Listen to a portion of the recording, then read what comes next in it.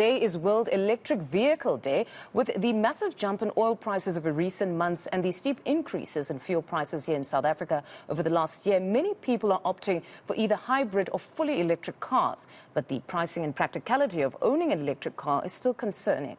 Gareth Edwards is spending the morning in a full electric vehicle to better understand if they really are in the future of motoring in SA. Gareth, good morning. I honestly do envy you. Where are you on the road at the moment? Good morning, Mfondo. Morning, Morena. Morning, everyone. Welcome to the 9th of September. It is World Electric Vehicle Day. Obviously, this is one of these new world days that we're beginning to celebrate. And you raised a very good question, Mfondo. Is electric motoring the way of the future in South Africa? It's quite commonplace over in Europe and over in the States, but it's been quite slow to adopt here in South Africa. But as you mentioned, the rise in fuel prices has caused a lot of people to change their driving styles. Now, if you are in the position to in the last few years, you could have opted to trade your car in. It's called an ICE vehicle. It's an internal combustion engine vehicle. That's what you and I would ordinarily drive. You put the key in, you turn it on, it has an engine, it has gears. But the world is starting to change, not just from an aspect of saving the planet, so it's green car, it's green motoring, but it comes down to how much fuel you are saving if you have either a hybrid or a full electric. So a hybrid vehicle, just for those who don't know, is a mixture. You have an internal combustion engine, a slightly smaller one, along with batteries that can run the engine. And they work in conjunction with each other. Some very fancy software will switch between the two. But then take a look at this. This is still fairly unique in South Africa. This is a full electric vehicle. I've had the pleasure of driving it around for the last few days. And take a look here. Tebs, my camera person, will show you. This is the key to what a car like this is doing, the recharge. This is probably the most important part of this vehicle. Don't be mistaken, it is a Volvo XC40 P6. It looks like a Volvo XC40. It drives like an electric car, but everything inside that you would expect from an electric car is there. But what I do like about it is everything inside looks normal. You're not driving a spaceship. You don't get in, Mfondo, and everything looks very different. It looks like a normal car. Oh, wow. So throughout the morning, I'm going to be speaking to various experts. I actually have the MD of Volvo joining me 6:30. I have Cyril DeSina from cars.co.za. 7:30. He did a great review on this car. I'll get his thoughts. 7:30. And then the Auto Traders CEO, Greg Mini, joining me 8:30. All from inside the car. We're not going to be in a studio. We'll talk about the car, the pros, the cons. But what I do think people will love, because most people that have spoken to me about the car in the last few days find this fascinating. Take a look at this. Okay, so we have Chris, our head of tech. He's helping us this morning with the cameras in the cars. But let me open. You can see it's a normal dashboard, quite fancy. I'll go through what it can do a little bit later, but this is where I think people really get a fright. You'd open a bonnet, right? What would you ordinarily see? As soon as I can open the bonnet. There it is. There. And we have no engine. Yes. Right, what do we have? We have a cable.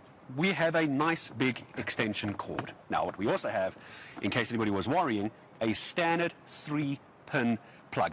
There's a lot more involved in this. You'll see how thick the cable is, and it's a normal 3-pin plug. You can plug it in at home. I did it last night to charge the car. But that is now where your car would be sleeping at night, so you can charge it in. The most fascinating part about this, there are no fluids in this car. There is no oil. There is no fuel. There are no air filters. Everything you know about a car, Mfondo, is completely different. So I'm going to ask Tebs to go around the back of the car for me as well. Why? Because he is going to be jumping in the back seat with me, and we're going to be going around Joburg today. I have about 52% left on the battery. So we're going to get Tebs in the back of the car. I'm going to move around to the other side, and you can see the dashboard. I'm sure Tebs is showing you the dashboard. Now here, if we all listen very carefully, jump in the car, nothing unusual. What we have is a wireless key system, but that's not the interesting part. If you take a look at the dashboard, I'm not starting the car. There is no start button at all. This car is already on. It's already running. All and right. If I keep quiet for a second, tell me what you hear. Nothing. The car is already on. So what we're going to do, as is normally the case with an automatic, put your foot on the brake, and we are now in drive. The car hasn't started at all. Well, it doesn't sound like it started. It's on, but it hasn't started. Now, all I'm going to do is just drive away. Gareth, this is amazing, It's going to be nice and quiet. That noise you're hearing is of the bucky next to me, but the car is on. I haven't touched anything. There's no handbrake. There's no start button. Think of it like this, Mfundo. It's a high-speed golf cart. And when I say high speed, just tagging out of security here. Thanks, everyone.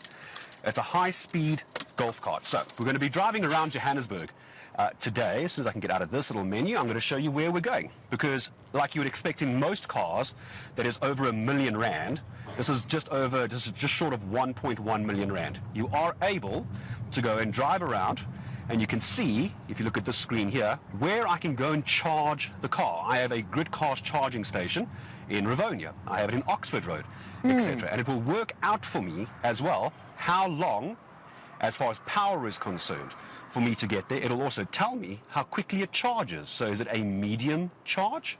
Is it a fast charge? Fast and medium charge.